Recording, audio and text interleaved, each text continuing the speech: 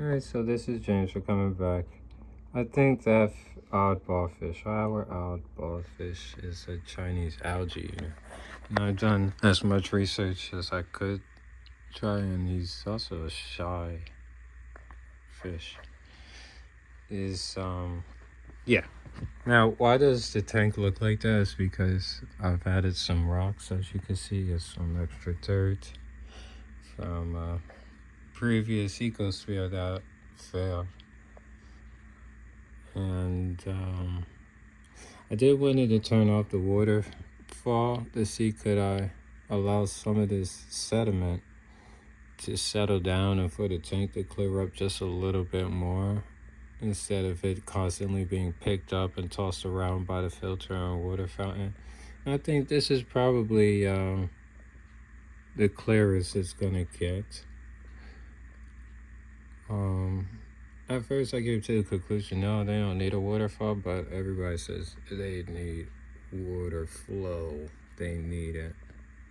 I think the only reason why I could get away with it every now and then is because there's so many fish in here and different types of fish that all vary in swimming levels. Like those black skirts that only swims in the middle. They rarely go on the ground and rarely go to the top. The guppies, they just mainly stay at the top. There goes the oddball fish. He's a good example of never going to the mid or ever to the top. And the catfish, they mainly stay on the bottom. Every now and then they'll swim towards the top.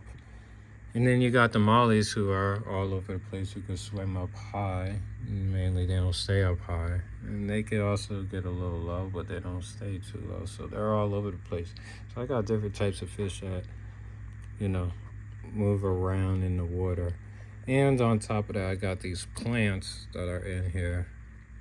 It's like, they would nibble on the plant, nibble on the roots every now and then. And yep, as you can see the molly right there, taking a little nibble off the roots.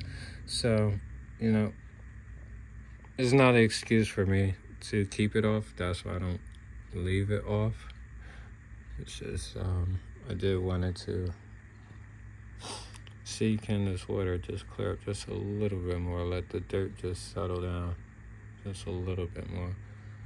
But in all reality, all these fishes are slowly suffocating when it's stagnant water or any large organisms that could thrive in sitting water, believe it or not. Even if there's plants, if you could go up to any stagnant swamp water, you would not find any fish. If you rarely find fish, it might have recently flooded in that area and the fish been swept in there, and now they're trapped in shallow water, stagnant water.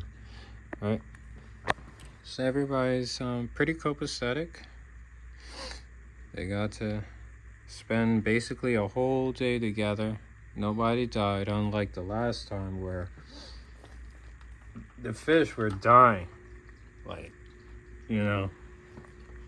I don't even think it like the last time those albino cories. See, we got the new catfish down there. I don't even think they survived a day. With the 3 guppies, now we only have 2. One of them died instantly, right? And then the next one died. We only had 2. And then one of the guppies died. So that was like back to back to back, if not literally the same day. And I just happened to come and witness it back to back to back.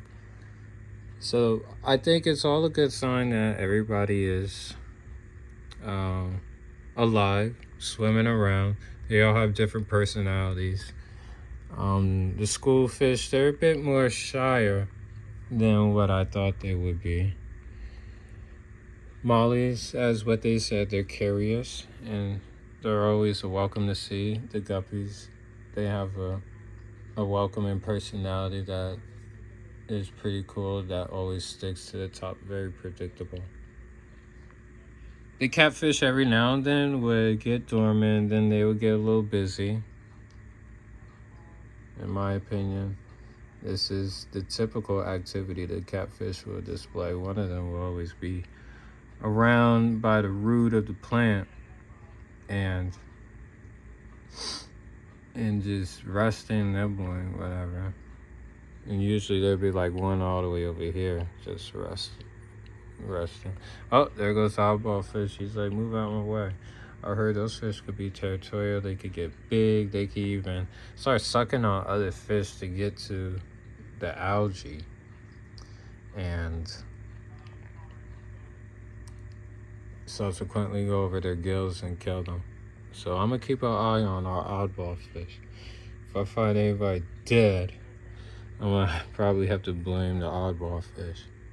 But as of today, it'll be a little too many factors because I'm also wondering if they would do good with this new settlement and rocks. However, I've heard that the catfish love the sand. They love to dig around in it. And the mollies love the rocks. So that's why I added the rocks and just a little bit more sand. I would have added more sand, but within that ecosphere where I was keeping it, it just basically rock hardened up at the bottom of that. And I'm not even going to try to get those out.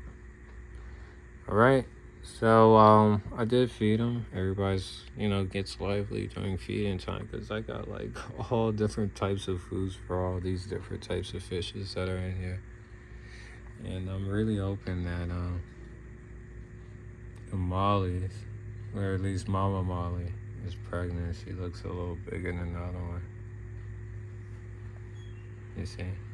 See how big she is? Right? The guppies seem to be good and as enthusiastic as ever. All three catfish are hanging. When the three catfish are hanging out, I'm happy. Even if it's like, all right, one catfish or just two catfish working hard and the other one is just like chilled out. As long as they're together, I actually feel a little better because they say that catfish aren't technically schooling fish. I think the reason why they get classified as schooling fish is because they're relatively doing the same thing at the same time in the same place. And, yep. See, that's what I'm basically saying. Like one would just be chilling, like all the way over here, and others are like shy all the way over there. So that's what typically is happening that I noticed with the catfish. The mollies, they're like a couple. They always stick together, just like the guppy. One doesn't stray too far from the other. So when we just had two guppies left, I thought one of the guppies was gonna die because one of them was way tucked off in the corner, and the other guppy was like trying to nurse it. And it's a good thing the fish pulled through. The guppies are hardy fish. They say they are hardy fish, relatively forgiving, relatively adaptable in different pH levels and water temperatures. And that's really good to know that, it looks like these guppies are going to be around for a long time. Yep, and I really got the tetras as like the highlight of the tank because they're schooling and there's the most of them and they're going to swim together. But I guess in a way they still do because by the time they pop up it's rare and they're so much different in shape than all the other fish. So I guess they still do take the trophy fish because that's what I picked them for as the highlight, the centerpiece for the tank. The mollies, they pop up to me as unique. But those tetras really are unique to me. And they always hiding, mostly sticking together. I noticed if they're not all sticking together, one tetra would be all on his own. I don't think that's too much of a biggie. See, there goes someone that's all on his own. The free thinker of the school fish. Alright. And I think they would like plenty of water. Because until the water, I noticed, got to a certain level, the personality of the fish just totally changed. And I guess this is normal, right? So everybody's happy. Especially I noticed the guppies. Ever since I gave them enough water, made the water high, they've been sticking to the top. And I think they prefer it up there. Maybe because the water is just a little bit clearer for them and pure. And the water way down here might be a bit murky.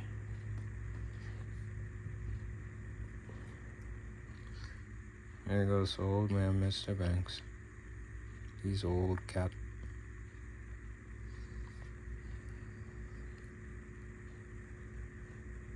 See that hanging from the mama?